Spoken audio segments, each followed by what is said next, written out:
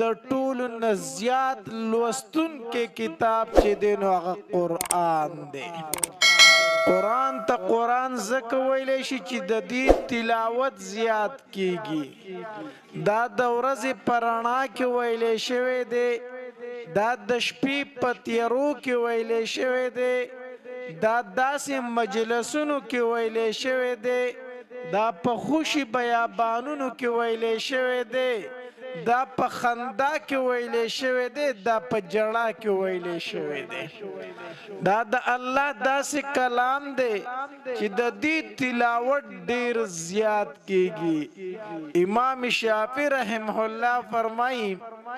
وی مدینه منورې ته تلم د مکی مکرمې نه، زم چې د امام مالک رحمه الله نس احادیث مبارکه زده کړم. وی مکه مکرمه کې چې د وخ په شا باندې کېناستما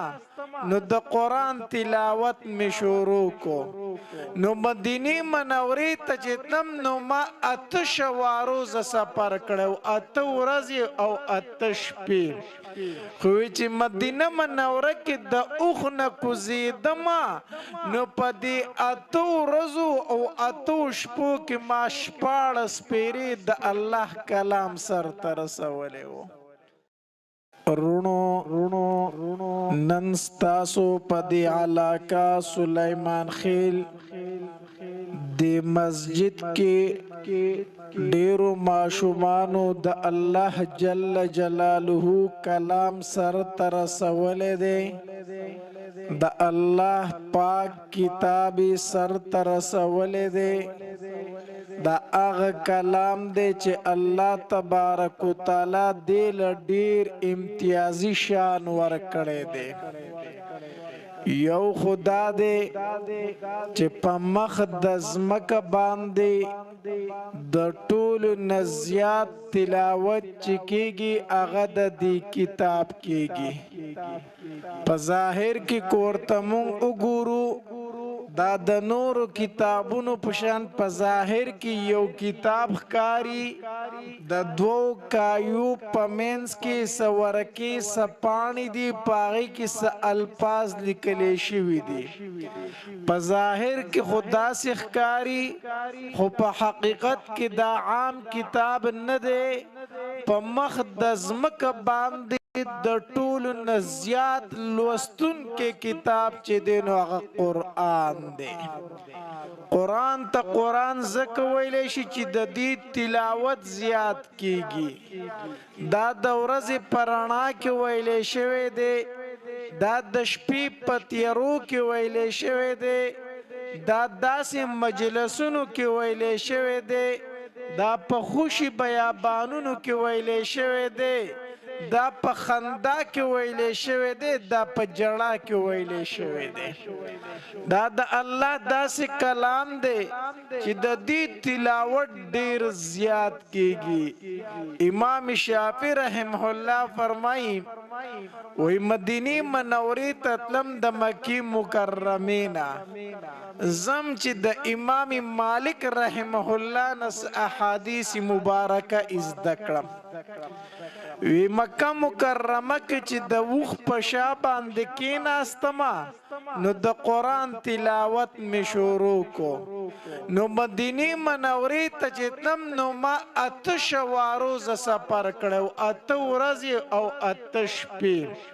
خو چې مدینه منوره کې د اوخ نه کوزیدما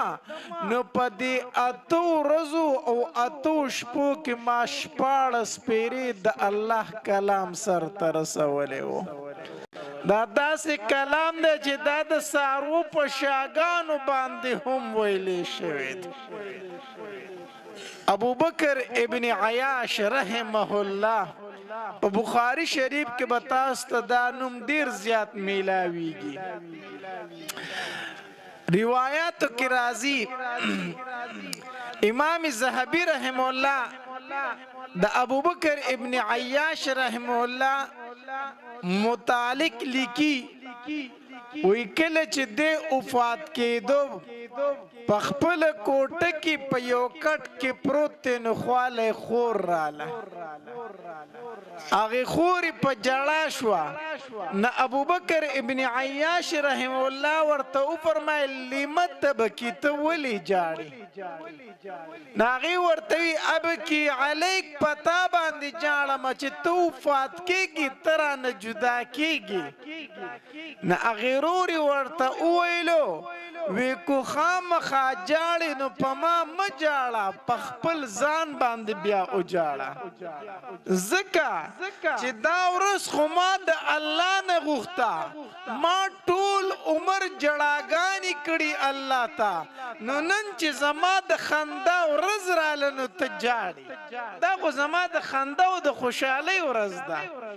خورې ورته وي ولې دا د خوشحالۍ ورځ ده ته خو مرې زنکدن دي دی وی د دې ورځې دپاره ما الله ته جړل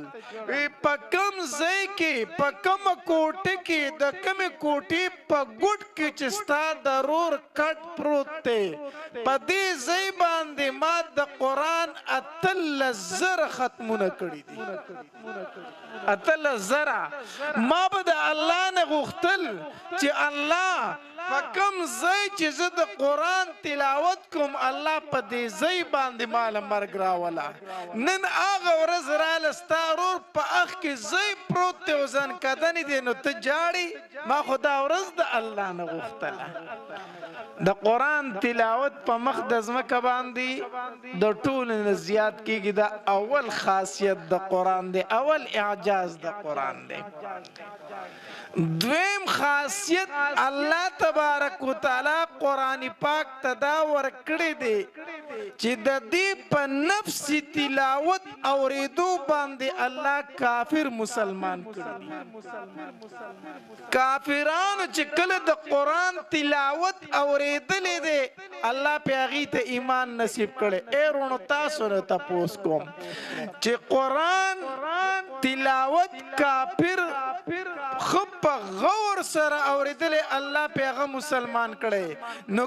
مسلمان چې د قرآن تلاوت ښه په غور سره واوري الله به په زړه کې نوره پختګي راولي که نه راولي تاسو به د عمر رضی الله تعالی عنه د ایمان راوړلو د واقع د علماو نه ډېره اورېدلي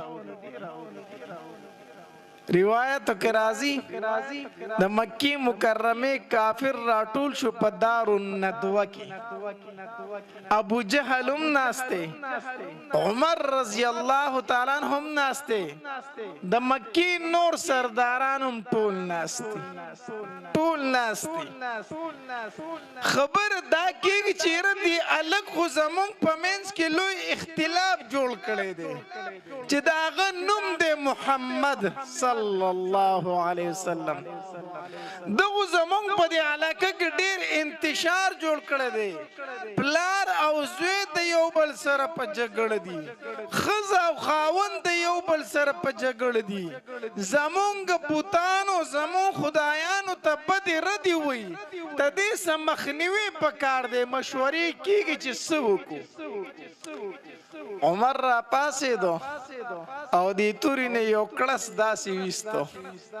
مړه څه مسله خو رخ کړې ده څه مصیبت خو رخ کړی دی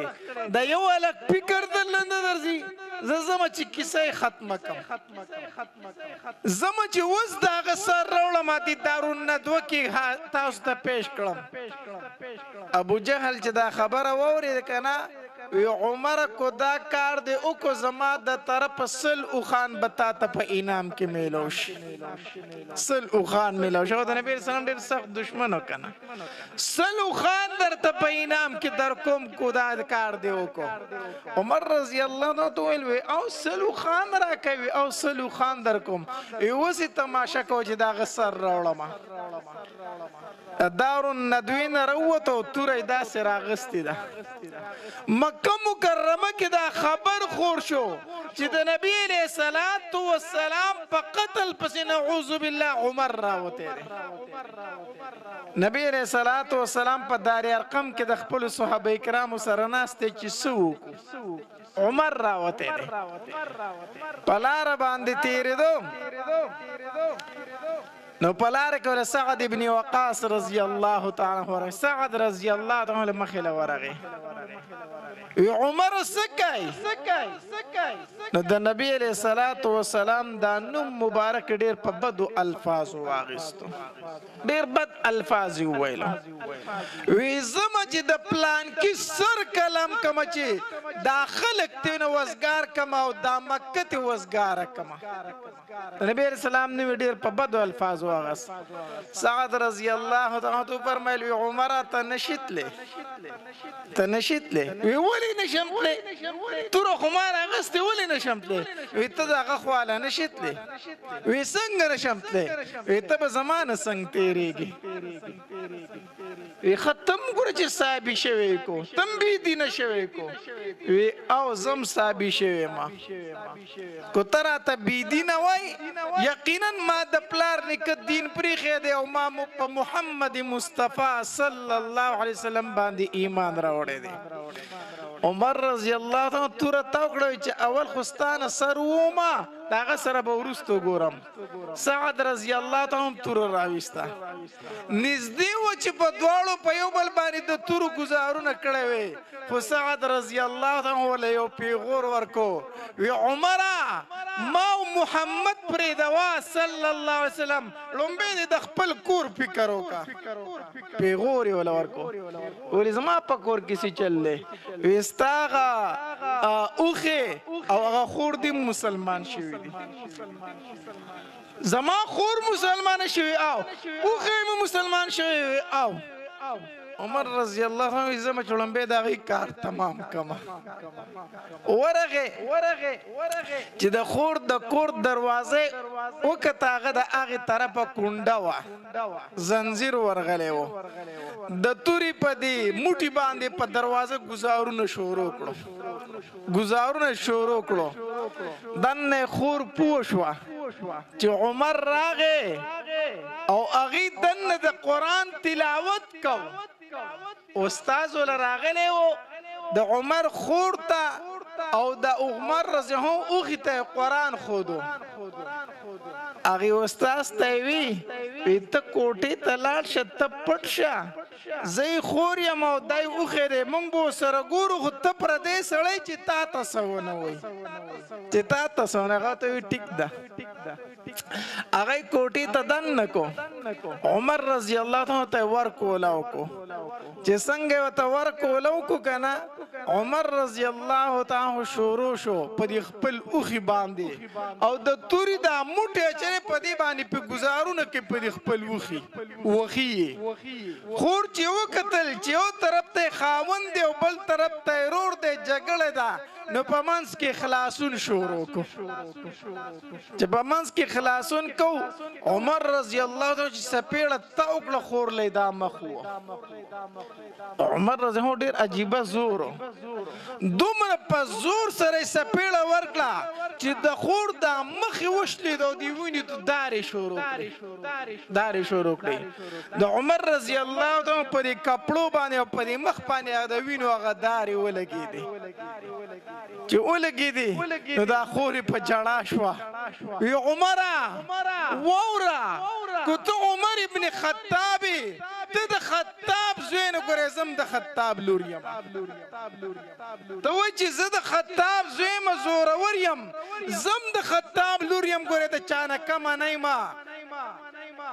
ما په ذره کې مړه مې پکې خو د دین اسلام نه واپس کېږم کو مړه مې کې نه واپس کېږم عمر رضی الله تعالی چې خور ته وکتلو د هغې جړا ته وکتلو دیوینو ته وکتل په زړه کې ترس راغی کېناستو خور ته وی زه ټیک شو صحیح ده خو دا کم کلام چې تاسو وی دا کلام ما لږ راکړه دا تاسو څه وی دا کتاب مال لګراکا خوري وته وی نه در کوم ولی نه راکای وی ته پلیتی کافری او الله تبارک وتعالى فرمای لا یمسه الا المطهرون دې ته پاک سره لاس وروړي او ته پلیتی نو زکه تعالی نه در کوم وی سو کما ویلا شړم به اولم به غسل وک بیا به درته درکم عمر رضی الله تعالی غسل وکړو چراغه نو کتاب راواغس قران راواغس اوس استاد دنه چې د عمر رضی الله تعالی خبري ووري دي کنه ناغم پوښ چیر د عمر د आवाज خو څه بدل غومته شو دا خبري خو بدل دي ناغم د کوټې نه وروته چاغه وروته نو چې څنګه قران کولاو کو پاغي الفاظ لومبي الفاظ پکې داو د سوره طه تلاوت ورته شروع کو د سوره طه عمر رضی الله تعالی چې دا تلاوت وورید کنه هغه قران په دومره اثر کو مطلب مسو د قران دویم خاصیت دا چې په نفسي تلاوت د کافر مسلمان شوی دی چې عمر رضی الله تعالی د قران تلاوت ووریدو نو خورته وی استاسو دا پیغمبر کم ځای دی ماته اوخه چې زلاړ شم چې ایمان پر راوړم زه په ایمان راوړم نو دا لاړ شه په دار ارقم کې باغ ناشتي بس په دار ارقم کې صحابه کرام د نبی رسول الله سره ناشتي چې عمر راوته د خډیر زور ور سړې دی کو سراغه مونږ بو سره سکو د جهاد حکم هم لا نه دی راغلی عمر رضی الله تعالی چې دار ارقم ته ورننه وته کنه نو صحابه کرام توري راويستي چې دغه راغه په نبی رسول الله پس اغه توري راويستي او اراده وکړه چې په عمر حمله وکي نبی علیہ الصلوۃ والسلام ورته فرمایلی خاموش ودرېږئ یو تن بسنه کوي ما ته را پرې چې زما خواله راشي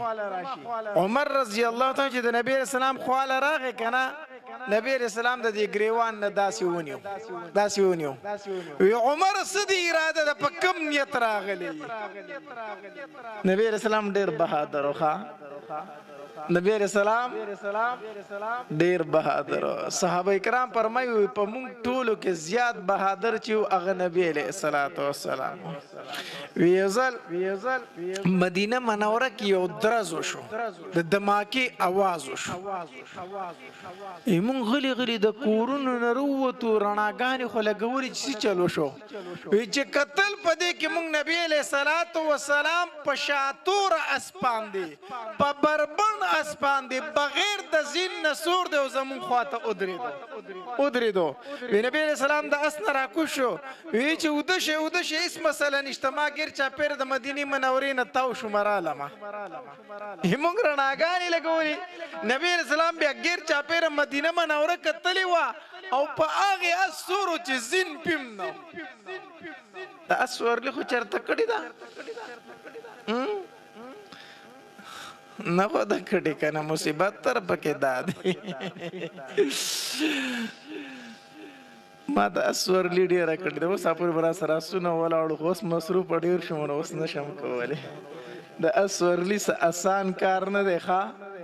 د اسورلی ډیر مشکل کار دی په زین باندې چې په اسروانی نو په بدن کې بدی وچ زینی خولي بدر نه بېږي او په بربن اس باندې بدا ډیر کم خلک چې سورلی کول شي د بربن اسورلی خو ډیر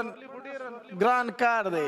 نبی علیہ السلام استخطل او زین پینو راغه امام مدینه منوره غیر چا پیر او کتلا راغ ډیر بهادر عمر رضی الله تعالی عنہ چاته پوسکو عمر رضی الله تعالی فرمایل وی قسم په الله چې نبی رسول الله می دی گریوان تلاش کو کنا او داسې جټکای راکړ چې عمر په کم نیت راغله وی قسم په الله د سر د وختونه وال ترخ پوری خولي رانه وتی دومره د نبی رسول الله روب خا ایماته چې عمر په کم نیت راغله ایمان خولي وبیدلی عمر رضی الله تعالی فرمایل وی د الله پاک پیغمبر ستا خواله راغلم چې کلمه راته وای ما ته کلمه وایا عمر رضی الله تعالی کلمه ویله لا اله الا الله محمد رسول الله چې عمر کلمه ویله غیر چا پیر د نری تکبیر आवाजونه شو صحابه کرام خوشاله شول عمر مسلمان شو اذا الله پاک پیغمبر دا دین اسلام حق دی او کنه دی نبی رسول الله تو فرمایل حق دی کنه بیا دنه په کوټه کې ولې ناسیو پټ ولې ناسیو نبی علیہ الصلوۃ والسلام ورته فرمایل ما ته د ښکار اجازه لا نشته دی زه لا ښکار تبلیغ نشم کولای وی تاسو دنه کینه عمر خلاړ وس اعلان کړي عمر خو اعلان کړي او چلال د خانه کعبه په خوا کې ودرېدو وی اے خلکو کو څوک مې نه پیژنې او مې پیژنې زه عمر ابن خطاب یم خلکو ته ډیر خدي پیژنې عمر ابن خطاب تابه څوک نه پیژنې وی پیژنې مې او وی ووري ما کلمه ویلې چې لا اله الا الله محمد رسول الله عمر مسلمان شوی دی کو پچا کې زوري نور مخ کې ته شي او تورې راويستله د عمر وړاندې بیا څوک ورتل خبره مې درته څه کوله د عمر رضی الله تعالی د اسلام سبب چې ګرځیدل دی هغه نفس د قران تلاوت ګرځي نو دویم دا داسې کتاب دی چې د دې په تلاوت باندې الله کافر مسلمان کړی دی چې زه توي اورو الله به زموږ په دې زړه کې بدلون راولي کنه راولي ضرور به بدلون راولي دا دویم خاصیت دی د قران دریم خاصیت د قران دا دی چې الله تبارک وتعالى د دې حفظ ډیر آسان کړی دی حفظ آسان کړی دی مخکې چې څومره آسماني کتابونه تدې حافظ بصیر د وخت پیغمبر وو د تورات حافظ صرف موسی علیه السلام وو د انجیل حافظ صرف عیسی علیه السلام وو د تورات د زبور حافظ صرف داوود علیه السلام وو نو د وخت پیغمبر چې بکله په لار باندې روان وو نو خلکو ورته ډیر په تعجب سره کتل وی وګورئ د آسماني کتاب حافظ روان دی خو چې کله قرآن مجید الله تبارک وتعالی نبی علیه السلام ته ورکو د وخت پیغمبر خو پرېږده د وخت پیغمبر امتیان خو پرېږده په امتیانو کې هغه ماشومان چې لا تر اوسه پورې بالغ شوي نه الله هغه د قرآن حافظان کړو الله هغه د قرآن حافظان کړو د دې وجې نه علما وایي کوم ماشوم چې په یادو باندې قرآن یاد کو تدنه الله هغه کار واغس کم کار چې به الله د انبیاو نه اغستو حافظ قرآن به صرف د وخت پیغمبر وو نن الله ستا بچی د قرآن حافظ جوړ کړی دی الله نو د علماو د طلباو قدر کوي د علماو عزت کوي د علماو احترام کوي د علماو قدر کوي بل قرآن ته الله تبارک وتعالی دا اعجاز ورکړی دی چې کله معشوم په دې وړو شونډو باندې د قرآن تلاوت کوي د اسمان نه فرشتې راکوزیږي د دې معشوم په دې شونډو خپلې شونډې حدیث مبارک کې راځي نبی علیه السلام د سحر منځ وکړو چې داسې راوګرځېدو اے زما صحابه کرامو پتاسو کې داسې څوک شته دی چې بیګا یو مسکین ته ډوډۍ ورکړي یو یتیم ته ډوډۍ ورکړي یو وږي ګیډۍ مړه کړي ابوبکر رضی الله عنه فرمایلی او د الله پاک پیغمبره بیګا می یو مسکین ته ډوډۍ ورکړي ده بیا نبی علیہ الصلوۃ والسلام فرمایل وی پتاسو کې داسې څوک شته دی چې د یو مسلمان بیمار پرسی کړي د مسلمان پوښتنه کوي ښا چې کله بیمار شي به څه کوي پوښتنه کوي. دا د یو مسلمان په بل مسلمان باندې څه دی؟ حق دی چې کله دی بیمار شي پوښتنه به کوي. حدیث مبارک کې راځي وایي کله چې یو سړی روان شي چې د بل مسلمان بیمار پرسی وکړي 80,000 فرښتې د ده لپاره د مغفرت دعاګانې غواړي. 80,000 فرښتې د یو بل بیمار پرسی کوي. دا د یو مسلمان په بل مسلمان باندې څه دی؟ حق دی. الله خو د بیمار پرسی چلو مې زده کوي. د بیمار پرسی څه زده کوي؟ موږ بیمار پرسی کوو نه چې کو بیا چل نه راځي. څه نه راځي؟ چل نه راځي. ګوره زه ته یو خبره کوم. نبی علیه الصلاۃ والسلام چې کله مدینې منورې ته لاړ کنه نو هلته کې یو نوجوان صحابي و د نبی علیه الصلاۃ والسلام نه غیر چاپېره ډېر تاوېدو. کله به مخې ته راتو، کله به شاته راتو، کله به ښي طرف ته، کله ګس طرف ته. نبی علیه الصلاۃ والسلام ته به یې داسې کتل. نبی علیه الصلاۃ والسلام روغ ته ویل که څه چل دی ته راشه. هغه چې راغی نبی علیه الصلاۃ والسلام ورته وویل څه مسله ده؟ کله راته مخې ته راځي ودرېږي، کله شاته راځي ودرېږي، کله ښي طرف ته، کله ګس طرف ته، ما ته نیغ نیغ ګوري ولي؟ هغه ورته احبک یا رسول الله، د الله پاکه پیغمبره زه در سره مینه کوم. زه در سره څه کوم؟ مینه در سره کوم ډېره.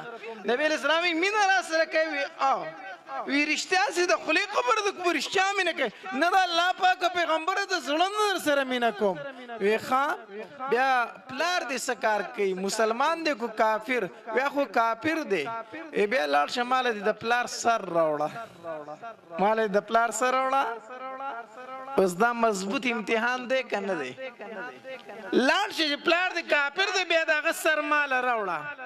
نوجوان صحابي توره یې راویسته یو کړس یې تې داسې وتمبو، تیکې له یې را پرېښوده. وی د الله پاکه پیغمبر دومره مهلت راکړه چې صرف هغه ته ورسم، صرف هغه ته ورسم. اوس به ستا په خپو کې سر پروت وي. منډه یې کړه. چې منډه کړه نبي علیه الصلاۃ والسلام ورته اواز کوي لکه دې خوا راشه، راشه دې خوا. چې راغی مونږ په چا پلارانو نه وجنو، مونږ په چا پلاران نه وجنو، خو تا وی زه در سره مینه کوم. نه ما چې رښتینې مینه کوي که هسې د خولې مینه ده. بیا دغه نوجوان صحابي به د نبی علیه الصلاۃ والسلام مجلس ته ډېر زیات راتو، د نبی علیه السلام خدمت پی کو. څه ورځې تېرې شوې نبی علیه السلام دې ونه لیدو. چې ویې لیدو صحابه کرامو نه تپوس وکړو یاره هلک په زما مجلس ته راته اوس نشته چې چېرته تللی دی؟ صحابه کرامو ورته وفرمیل وی د الله پاکه پیغمبر بیمار دی، ناجوړه دی، ځکه نشي راتلی. نبی علیه السلام وی ښه وی ځئ چې پوښتنې لی لاړ شو چې تپوس یې وکړو. راځئ چې لاړ شو. نبی علیه السلام د صحابه کرامو سره ملګری شو، لاړ د هغې هلک تپوس لا. خو چې د دغې نوجوان صحابي څنګه په نبی علیه السلام نظر ولګېد دی په ژړا شو، دی په ژړا شو. نو نبی علیه الصلاۃ والسلام ورله تسلي ورکړه بچیه ژاړه مه، الله به دې جوړ کړي. ستا نه ډېر بیماران دي الله هغه جوړ کړي، تا به م الله ښه کړي. څه یې وله ورکړه؟ تسلي. نو چې کله بیمار لاړ شي نو لومبې طریقه دا ده چې هغه له به څه ورکړي؟ تسلي به وله ورکړي. نبي علیه السلام وله تسلي ورکړه. بیا ورته نبی علیه الصلاۃ والسلام په دې سر باندې لاس کېښودو چې نبی علیه السلام وله تسلي ورکوله. دغه نوجوان صحابي ورته وی د الله پاکه پیغمبر د دې وجې نه ژاړم چې زه به مړ شم، د مرګ نه نه یېرېږم، د الله پاکه پیغمبر د دې وجې نه ژاړم. ولې ژاړې؟ وی د دې وجې نه ژاړم ما به اورېدل چې په مکه کې یو پیغمبر دی او خلک په ډېر ظلمونه کوي، خلک ورسره ډېر زیاتي کوي. ما به وی چې ارمان چې دا پیغمبر مدینې منورې ته راشي چې زه ډېر خدمت وکړم. د الله پاکه پیغمبره ته مدینې منورې ته رالې خو معلومیږي داسې چې زه دې جدا کېږم، زه درنه جدا کېږم، ما ستا خدمت ونه کو، زه مرم، زه په ځان پوهېږم. نو دا جاړم په دې باندې چې زما کوم ارمان هغه پوره نشو ما ستا خدمت ونکړو نبی علیہ الصلوۃ والسلام ول تسلی ورکړه بیا ورته په دې سر لاس کې خود او بیا ورته دعا وکړه الله ته ورته شفا نصیب کړه خو نبی علیہ الصلوۃ والسلام چې څنګه دی نوجوان صحابي د خوانه روت کنه نو چې کم رشتہ داري وغي ته وي معلومیږي داسې چې د الک وفات کیږي داسې معلومیږي خو کوي دې وفات شو ما به خبروي زبې جنازې لرازم بهرحال وخت تیر شو نبی اسلام بیا تاسو کې راغ نوجوان الک چې داغه سو شو اې د الله پاک پیغمبر خو وفات شوی دی او ها ما خو دې ته ویل چې ما به خبروي دې خبر کړي نه راځي چې زو نبی رسول الله ځان سره صحابه کرام مرګ روان شو لاړو نو چې کله رشتہ دارو لور نبی رسول الله ورته فرمایل ګوره ما تاسو ته ویلیو چې دې اوپات شي ما به خبر کړي زب په د جنازه کوم نو تاسو زنه خبر کړي اغه رشتہ دارو ته د الله پاک پیغمبره مونږ ته فتوا چې کوته په د جنازه کې الله د مغفرت نصیب کړي ته د بغډیره پیدا ده خدای الله پاک پیغمبر مونږ ته ځکه خبر نکړي چې په دې لار باندې د يهودو کورونه دي نو مونږ وی چې ته جنازې لرازي اسینه چې تا ته يهوديان تکلیف در ورسي نو مونږ وی په جنازه کې زمونږ د ملګری پیدا ده زمونږ د رشتہ دار پیدا ده خو په نه راتلو کې ستا پیدا ده نو ځکه مونږ ته ونه وی نبی رسول الله صحابه کرام ته فرمایل وی راځي چې زو چلاړ شو نبی رسول الله د دین جوان صحابي په قبر ادري د صحابه کرامو ته دعا وکړي نو چې نبی رسول الله لاس مبارک اوچت کړو نو ډېر عجیب دعا وکړه وی الله د دین جوان الک سره د قیامت فورز داسې میلاو شه چې دې تا ته خاندي او ته د ته خاندي چې دې تا ته خاندي او ته د ته خاندي تاسو نه تاسو کومه چې زه تا ته خاندم او ته ما ته خاندي مطلب دا چې دیو بل رضا یو کنه الله چې دې ستانه رضا او ته د دنه رضا ایو صحابي وی او په دغه وخت کې ما ډیر ارمانو کو چې کاش ته دې قبر والا په ځای زوي چې دا دعا نبی رسول الله ما ته کړې وي دې په ځای زوي اوس دې نوجوان صحابي څه خبره کړې وا احبک یا الله پاک پیغمبر ستا سره مینا کو یو خدای نبی رسول الله سره څه پیدا کړي مینا دا واقع په بل خبره پورې رات شمات د بیمار پرسې طریقہ نبی رسول الله چې نوجوان صحابي لاړ سې وکړو تسلی ولا ورکلا نو چې بیمار لاړ شنو لمبه بوله سور کای تسلی ولا ورکا مړه ته خو جوړي روغ رمټستان ډیر بیمارانو الله خکړی دینو مولانا سیم سی چل کو اکثر خلک چلار شي کنه او داسې بیمار ته ګورو سر سندوي ابي یو بل سرون نزدو خیر وي رنگ زیړ شوی دی ښا رنگ څه شوی دی هغه چې دا وره غریب کو نمرې مړ شي چې ته رنگ زیړ دی خو هغه ختم یې مکنه چې زنانه لاړ شي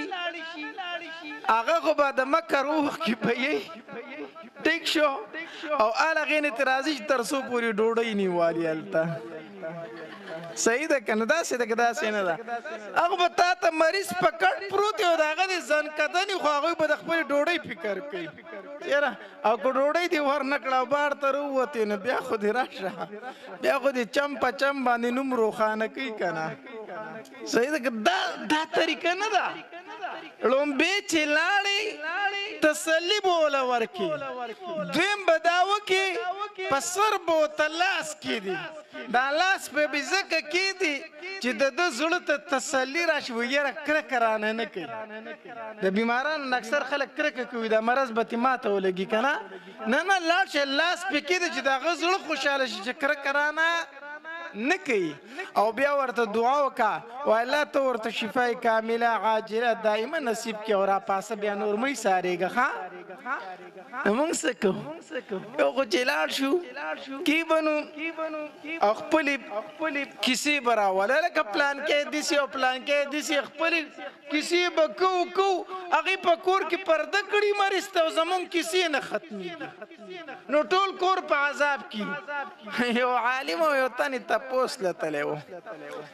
هغه به یوه کیسه راغسته چې به یې ختمه کړه بله به یې راواغستن چې به یې ختمه کړه بله به یې راواغستن چې خپلې کیسې ټولې ختمې کړې او مولي صاحب ته په اخر کې وایي جي تاسو څنګه یې هغه ورته وایي جګ جوړ یم کو ته لاړې زه جګ جوړ یم مونږ مریض دې حد ته ورسو ښه چې هغه وایي دی به کله پاسي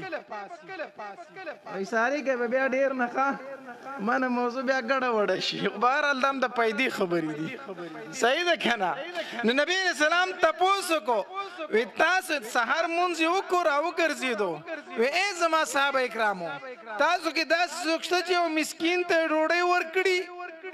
ابوبکر رضی الله تعالی فرمایي او د الله پاک پیغمبر بیګام یو وګي ګیړه مړه کړی دا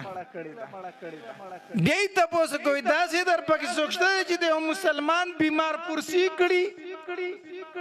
بیا ټول صحابه کرام غلي شو ابوبکر رضی الله تعالی فرمایي او د الله پاک پیغمبره بیګامې د یو مسلمان بیمار پرسی هم کړی دا بیا نبی علیه الصلاۃ والسلام فرمایل وی داسې در پکې څوک شته چې د یو مسلمان په جنازه کې شرکت کړی ټول صحابه کرام بیا غلی شو نه ابوبکر دی کنه رضی الله تعالی عنهم اجمعین ابوبکر رضی الله عنه فرمایي او د الله پاک پیغمبره بیګامې د مسلمان په جنازه کې شرکت هم کړی دی خو د الله پاک پیغمبره چې دا ټول کارونه مې وکړل کنه او کور ته راتلم ټیم ډیر ناوخته و په مسکین مې ډوډۍ وخوروله د یو مسلمان بیمار پرسی مې وکړله او بیا مې د یو مسلمان په جنازه کې شرکت وکړو چې کور ته رالم ټیم ډیر ناوخته و ما وی که وسوده کېږي نو تهجد خو پاتې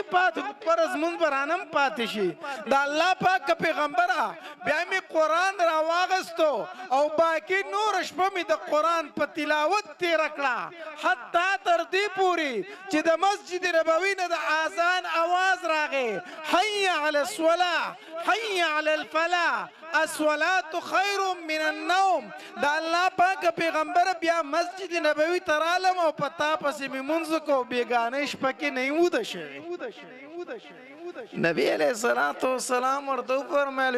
ابوبکر خبر دا ځکه په بیګانۍ شپه کې جبریل علیه السلام زما خواله 100 پیرې راغی او ما ته وی په ابوبکر مې سلام وایه او بیا جبریل علیه السلام زما خواله راغی او ما ته وویل وی د الله پاک پیغمبره په بیګانۍ شپه کې مې د ابوبکر په شونډو د خپلې شونډې 50 ځله ایښي دي 100 ځله بیګانۍ شپه کې ما د خپلې شونډې د ابوبکر په شونډو باندې 100 ځله ایښي 100 ځله دا تا د قرآن تلاوت کو دا تا د قرآن څه کو تاسو ما څه خبره کړې وه الله هغه بچي درکړي دي چې په کومو شونډو د قرآن تلاوت کېږي د اسمان نه فرشتې راځي او په دې شونډو ورته خپلې شونډې لګوي شونډې صحیح ده که صحیح نه ده د علماو قدر وکئ د علماو احترام وکئ حدیث مبارک کې راځي نبی علیه الصلاۃ والسلام فرمایي وی په کومه ورځ باندې کوم ماشوم چې قرآن ختم کی الله تبارک وتعالی ټولو تنو مغفرت نصیب کی د دې ماشوم په خپله د ده مور ته د ده پلار ته او د ده استاد محترم ته موري په کومه ورځ چې دا بچی قاري صاحب ته کېنولی دی او هغه په دې وړو شونډو ویلي دي الحمدلله رب العالمین زما رب رحمان دی زما رب رحیم دی الله تبارک وتعالی په دغه ورځ ته مغفرت نصیب کړی دی نن موري خوشحاله نن پلار خوشحاله خوشاله زما بچی قرآن ختم کو نن چې څنګه خوشاله ان شاء الله د قبر په تور تیارو کې بم خوشاله ان شاء الله موري پلارا سبب د قبر په تور تیارو کې پروتي دا بچي به د قرآن راوالي دی به وی الف لام میم دته دیرش نه کې میلاو شوي تا ته په قبر کې په مفت کې دیرش نه کې میلاو شوي پلارا موري نن خوشاله بچي د قرآن ختم کړي ان شاء الله په میدان محشر کې بم خوشاله ان شاء الله کو پتا باندې فیصله وشوله چې پلان کې د پلان کې زوی یا پلان کې د پلان کې لور ناکام شو په داسې ناکامۍ سره چې د نن نه بعد به کامیاب نشي دا بچی به د الله په دربار کې ودرېږي الله تا راته فرمایلیو چې ځان سره به لس تنه جنت ته بیایي لس تنه داسې کلهم وجبت لهم النار الله چې تا پې د جهنم فیصله کړي الله زما په مور دې د جهنم فیصله وکړه الله زما په پلار دې د جهنم فیصله وکړه الله په داسې جنت باندې زه څه کوم چې زما پکې مور نه زما پکې پلار نه حدیث مبارک کې راځي دی به سپارش کوي دا ماشوم او الله تبارک وتعالی به سپارش قبلي ان شاء الله پلار نن خوشاله د قبر په تیرو کې به خوشاله ان شاء الله په میدان محشر کې به خوشاله پلارا موري ان شاء الله جنت ته به هم ځي چې الله بچي حافظ قرآن درکو په جنت کې به یو ځل رواني او ناڅاپي به یو اعلان تر غوږو شي او اعلان به دا وي چې الله ستا بچی د جنتیانو بادشاه کو الله دې بچی د څه کو د جنتیانو بادشاه کو بعضې خلک ما سره خپل تعارف داسې کوي وایي مولي صاحب زه پلان کې یم او پلان کې بچی مې افسر دی او پلان کې بچی مې 16 ګریډ دی او پلان کې مې دا دی او پلان کې محکمه کې په دې را سره خپل تعارف کوي او دا سره خو اوچت نیولی او په فخر سره لګیایي داسې ده که داسې نه ده زواما ته ما سره نن په دې الفاظو خپل تعارف کوي چې پلان کې بچی مې افسر دی پلان کې بچی مې افسر دی زه د حافظ قرآن مور ته واما زه د حافظ قرآن پلار ته واما ته خپل تعارف داسې کوه په دنیا کې وایه پلان کې بچی مې حافظ قرآن دی پلان کې بچی مې عالم دی پلان کې لور مې حافظ قرآن ده پلان کې لور مې عالمه ده نن داسې تعارف وکړه سبا به په جنت کې روانې یو اعلان به دې تر غوږو شي چې الله د پلان کې زوی د پلان کې زوی الله د جنتیانو بادشاه کو ځکه حدیث مبارک کې راځي نبی علیہ الصلوۃ والسلام فرمایي هم عرفاء اهل الجنه حافظان د قرآن به د جنتیانو سرداران او بادشاهان هغه ورځ به ډېر خوشحاله فخر پتی وکه موري فخر پتی وکه الله عالم بچی را کړی الله حافظ بچی را کړی دی زوما موري پلارا تا ته الله حافظ قرآن بچی درکو تا ته الله عالم بچی درکو د چا مال ته ونه زیریږي د چا جایداد ته ونه زیریږي د چا ګاډي بنگلې ته ونه زیریږي دا خو الله نمرود لم ورکړو دا خو الله فرعون لم ورکړو دا خو الله شداد لم ورکړو دا خو الله قارون لم ورکړو مال الله هر چاله ورکي